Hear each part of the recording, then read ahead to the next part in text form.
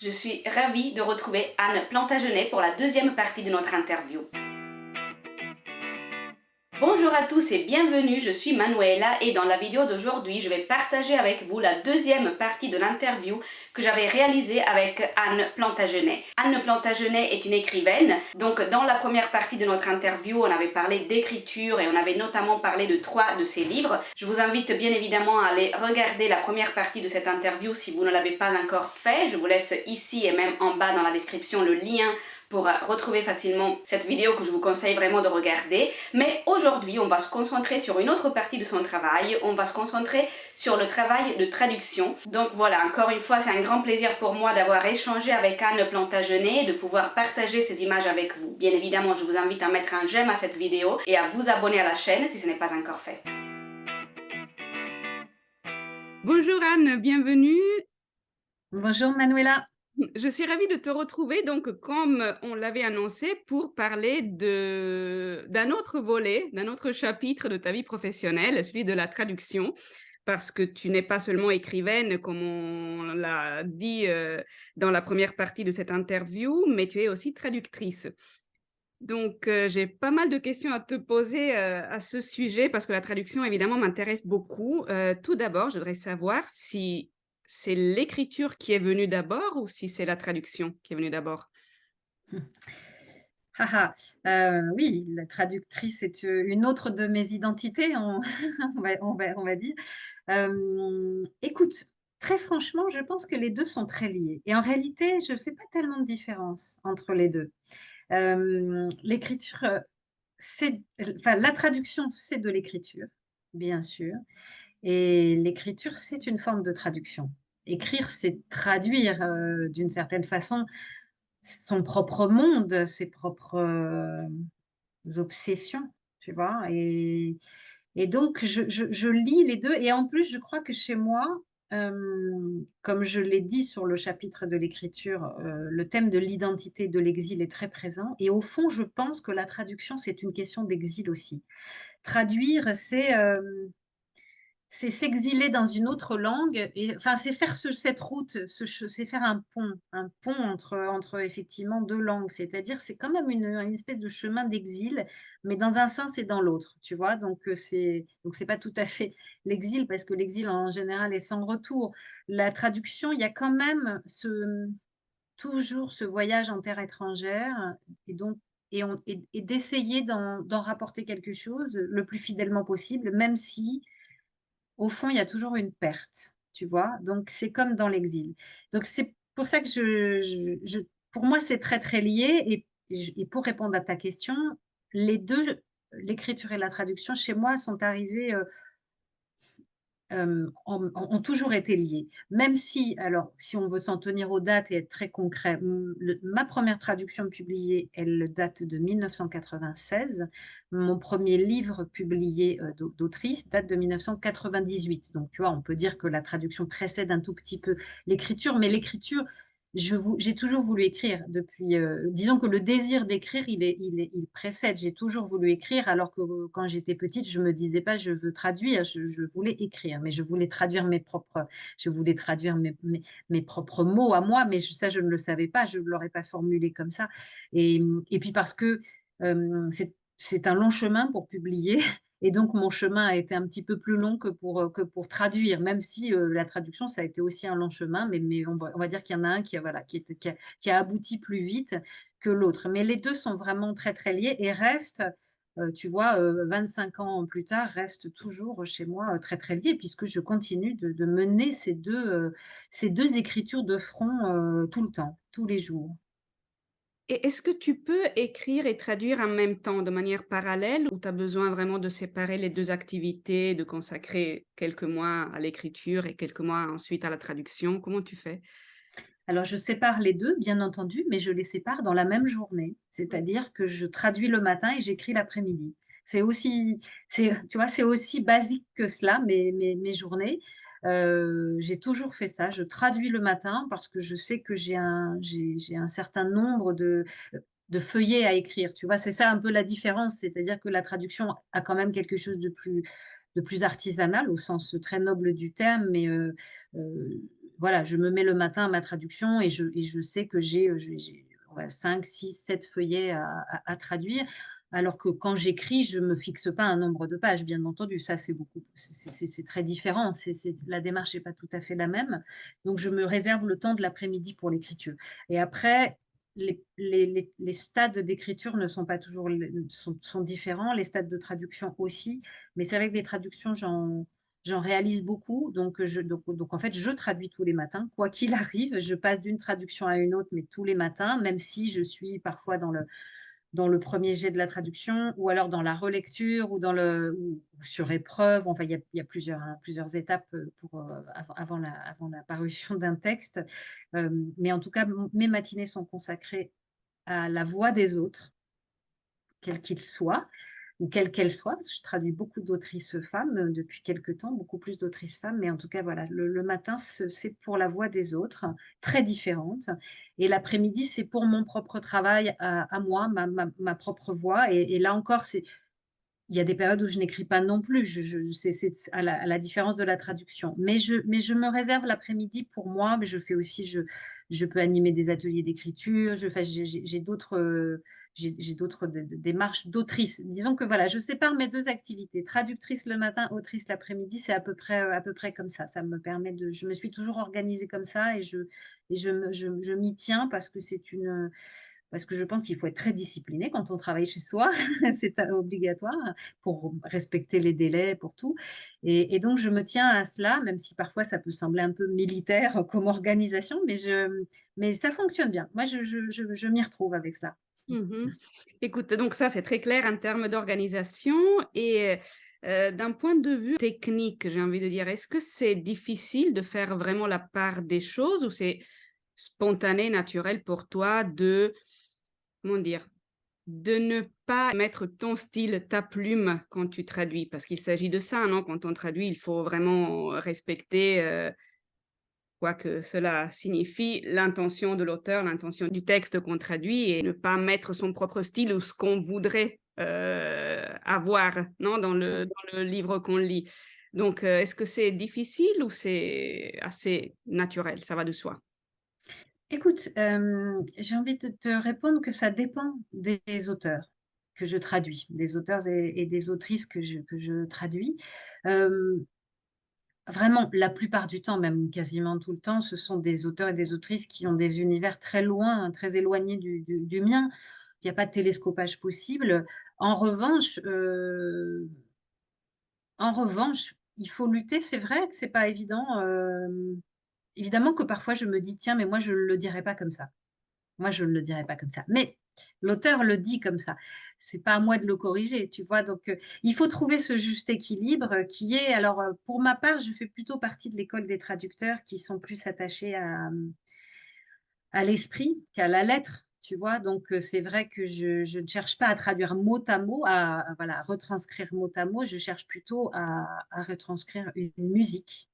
Vraiment, un rythme, une musique et l'esprit de l'auteur et vraiment à essayer de c'est la fidélité, si elle existe en traduction, pour moi, la fidélité, en tout cas ce que j'essaye d'appliquer dans mon travail, elle est là. C'est-à-dire que j'ai envie qu'on entende la musique d'un auteur, sa singularité tout de suite. Hem, Après, il faut dans la mesure où voilà, il faut que ça tienne bien la route en français et c'est ça que c'est parfois est difficile parce qu'on le sait, tu le sais bien, toi tu lis, dans plusieurs langues aussi, il y a des textes qui sont magnifiques dans une langue et puis, parce qu'ils vont il va y avoir des grandes phrases, des répétitions, des choses comme ça qui sont qu'une langue tolère et qu'une autre langue va moins tolérer. Le français, par exemple, tolère moins les répétitions, que l'espagnol. Bon, je m'en tiens à ces 2 langues puisque c'est l'espagnol que je traduis. Et donc c'est une question, c'est-à-dire quand un auteur dans un paragraphe va répéter 4 fois, va utiliser 4 fois le même verbe, est-ce que moi en français j'utilise 4 fois ce même verbe ou j'essaye de trouver un équivalent, un synonyme? Parce que le risque, c'est que quand on va le lire en français, on va dire: «Ah bah, dis c'est quand même mal traduit. Il y a 4 fois le même verbe qui apparaît dans le paragraphe». Alors c'est voilà, c'est ça, c'est ce délicat équilibre qu'il faut toujours, je trouve, respecter, ne pas trahir trop l'auteur, c'est-à-dire essayer essayer de rendre sa voix le plus fidèlement possible, quitte parfois à améliorer un petit peu, mais tu vois, c'est faire un petit Photoshop de rien du tout, de rien du tout, très discret que personne ne voit. Mais c'est sûr que personne ne connaît aussi bien un texte que son traducteur. Ça, c'est évident. Le traducteur connaît mieux le texte que l'auteur. Ça, j'ai pu le vérifier depuis 25 ans, plein de fois. Et donc, on voit plein de choses et on voit évidemment tous les défauts aussi. Alors, il y a des défauts charmants qu'il faut absolument garder, bien entendu, parce qu'on ne va pas complètement aseptiser les choses. Mais parfois, il y a quand même des petites retouches voilà, qu'on peut donner et qui ne feront qu'améliorer et que rendre un texte encore plus beau sans le trahir. Donc, voilà. Moi, j'essaye je passe mon temps à jongler un peu entre toutes ces contraintes. Est-ce que ça t'est déjà arrivé de refuser une traduction parce que tu aimais vraiment, vraiment pas le livre en question? Ah, ça m'est arrivé de refuser des traductions pour des tas de raisons, souvent des raisons de disponibilité, hein, de planning, on va pas se mentir.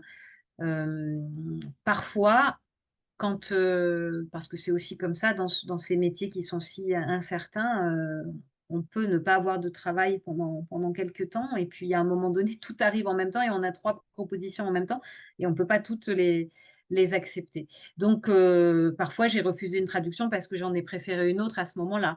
Hem, Pas forcément parce que je détestais un texte, mais parce que je le préférais à d'autres. Il m'est arrivé de traduire des textes dont j'étais pas, enfin pour lesquels j'avais des réserves, Mmh. certaines réserves, mais pas au point de me dire, que ce soit vraiment de m'obliger à traduire quelque chose que je ne cautionnerais pas du tout. Donc ça, c'est pas possible. Non, non, vraiment d'une manière, générale, j'aime les textes que je traduis beaucoup et leurs auteurs encore plus parce que j'ai la chance quand même de traduire pour la plupart des auteurs qui sont encore, voilà, qui sont vivants et donc avec lesquels je peux échanger, avoir, de belles relations, parfois qui deviennent vraiment des relations d'amitié et des relations magnifiques et donc oui, oui, c'est j'aime vraiment ce que je fais. J'aime vraiment traduire, j'aime les auteurs et leurs textes. Mmh. Mmh. Je voudrais juste te demander pour, finir, que tu nous cites 2 ou 3 titres peut-être de livres que tu as traduits et que tu conseilles vraiment aux lecteurs. Alors moi, j'ai bien évidemment en tête, L'infini dans un roseau, d'Irene Vallejo. C'est le livre qui nous a permis d'ailleurs, de nous rencontrer toutes les 2. Mais voilà, il y a peut-être celui-là, il y en a peut-être d'autres, que tu as envie de conseiller aux lecteurs? Oui, alors Manuela, je crois que tu te trompes. Nous nous sommes rencontrés autour de Notre part de nuit de Mariana Enriquez, la première fois et c'était par Zoom et donc Et non, tu sais, je me tu suis crois posé pas? la question. Mmh. Alors, on s'était rencontrés, je pense, pour le livre d'Irène et tu as eu la gentillesse de donner mon nom, Ah d'accord, aux c'est dans ce organisateurs de sens-là. la rencontre, Bon alors, c'est dans avec cet Mariana ordre-là, d'accord. Je pour, pensais que c'était le contraire, mais oui, oui, oui, je très bien. pense, Eh hein, bien je écoute, pourrais mais je vais réfléchir tout à l'heure, c'est vrai, non, je oui, tu as c'est tu as peut-être raison, mais je me souviens de ce Zoom avec Mariana Enriquez où oui, elle entendait rien parce qu'on l'entendait pas bien. Enfin bon, oui, c'était oui. mais alors voilà, bah, en tout cas, nous sommes liées toutes les 2. Nous nous sommes, rencontrées à travers 2 de mes autrices chouchoutes, tu vois? 2 de mes préférées parce que tu l'as dit, Irene Vallejo, pour, l'Espagne, qui est donc, autrice espagnole, philologue et qui a publié ce livre magnifique «Al infinito en un junco», publié en Espagne et en France donc, aux éditions des Belles Lettres, L'infini dans un roseau, que j'ai eu vraiment la chance, l'honneur de traduire. C'est un livre que j'ai adoré traduire. C'est un gros livre, en effet, de je ne sais plus combien de pages il fait, L'infini dans un roseau, mais qui se lit, voilà, avec énormément de fluidité, de facilité et qui, raconte l'histoire des livres, en fait, dans l'Antiquité, depuis l'Antiquité, presque jusqu'à aujourd'hui, et qui est un bel hommage au livre avec beaucoup d'anecdotes. C'est extrêmement accessible. C'était vraiment très agréable à traduire et j'ai ce souvenir, voilà, vraiment un beau moment de traduction et qui a débouché sur une très belle amitié aussi, puisqu'Irene Vallejo est devenue vraiment, une une amie. Nous sommes devenus très proches et nous avons un lien maintenant, voilà, très, très joli. Et d'ailleurs, actuellement, je suis en train de la traduire à nouveau Oh. pour les belles lettres. Et donc, je suis à nouveau avec elle. Et ça, c'est toujours un bonheur quand on aime les gens et qu'on aime ce qu'ils font, voilà, de les traduire, de les suivre comme ça, de les accompagner sur ce chemin de la traduction. Donc, je recommande vivement ce livre qui existe en poche aussi maintenant et où on apprend plein de choses, on se régale, il y a plein d'anecdotes et plein de références tout à fait disparates, éclectiques, c'est très intéressant. Et l'autre, voilà, mais après, j'ai tellement, je ne veux pas privilégier plus, plus d'auteurs que d'autres, mais je pourrais détacher dans la fiction Mariana Enriquez, donc l'autrice argentine, univers qui n'a rien à voir, c'est très, très différent. Mariana, c'est un peu, voilà, c'est la Mary Shelley d'Argentine. Elle a un univers gothique, un peu, voilà, étrange, un monde peuplé il y a des vampires, il y a etc. Elle a une imagination romanesque incroyable. Je pense qu'elle a un univers que moi je qualifierais de macabre magique, pour reprendre non pas le réalisme magique, mais le macabre magique, c'est-à-dire qu'elle s'empare comme ça elle raconte à la fois au fond, le monde contemporain, le monde qui l'entoure, l'Argentine d'aujourd'hui, l'Amérique du Sud d'aujourd'hui, mais à travers une imagination dingue où se mélangent effectivement, on croise des rockstars, des gens dont on ne sait pas trop s'ils sont morts, s'ils sont vivants. En tout cas, les frontières, c'est comme chez Garcia Marquez d'ailleurs, les frontières entre les morts et les vivants, elles sont assez floues. Les deux communiquent très bien, en tout cas, les vivants peuvent très bien communiquer avec les morts et réciproquement. Et alors Mariana, partir dans une traduction de Mariana, alors je les ai tous traduits en français, Mariana Enriquez. Et là, c'est pareil, cette année, après l'été, j'ai un autre Mariana Enriquez qui m'attend. Et je suis très fière de la traduire. Je suis très fière d'être sa voix française parce que c'est pour moi une des plus grandes autrices actuelles, je pense, vraiment. C'est une voix romanesque qui d'ailleurs a explosé ces dernières années. Elle a un succès fou partout, hein, dans le monde entier, dans les pays anglo-saxons aussi. En France, elle a eu énormément de succès avec Notre part de nuit en particulier, donc Nuestra parte de noche, qui est ce gros roman fleuve qui est un roman monstre, indescriptible, qui est absolument magnifique. Qui, pour moi, je pense, est un des plus beaux textes que j'ai traduits. Voilà, j'étais très émue de traduire ce texte il y a une puissance romanesque dans ce texte, un rythme, une musique, pour reprendre ce qu'on disait tout à l'heure, que je n'ai trouvé nulle part ailleurs.